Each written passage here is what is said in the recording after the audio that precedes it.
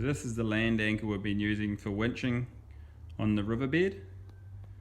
Our one's got three 800mm long 12mm diameter bright steel pins with the ends sharpened just with a grinder and some nuts welded on the end.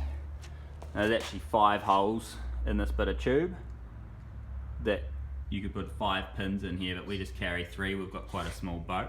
If you've got a bigger boat, Peak Marine's got 5 850mm 20mm diameter steel pins, so he's got more pins because he's got a 1-ton boat to pull.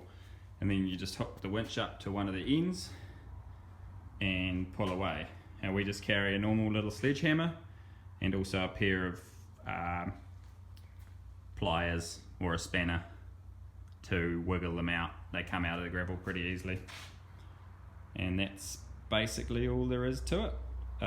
Very easy to make. Just going to have a quick look at the winch we have for short winches to recover the boat back into the water on riverbeds. So we've got a Dyneema winch rope, the shackle, whatever shackle you like there, as long as it's really strong and more than capable of holding the winching force. We've got a UHMW horse here, which has got a hole drilled in it at the same angle as the rope. So it goes through that, through the alloy, and then we'll go have a look inside. And see here on the inside, we've got the same thing, a UHMW horse on the inside to provide a bit more surface.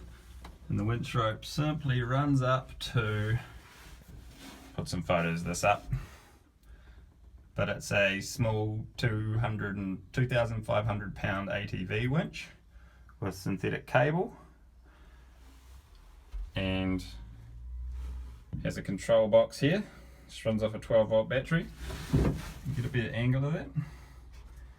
And the winch rope just runs straight out like that. On the other side there's a connect and disconnect. And I'll get some photos of that, it's probably easier to see, but that's all there is. And it's simply bolted to the foredeck with 4 8mm bolts.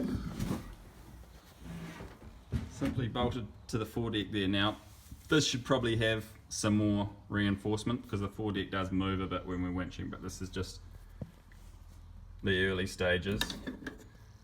And got a wireless remote for it. It's pretty simple.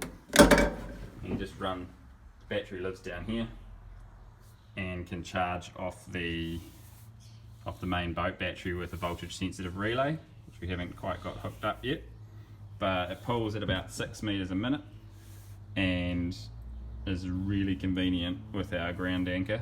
Just for getting this boat's about 400 kilos and it has steel on the bottom, and it just pulls the boat nicely, makes it way easier.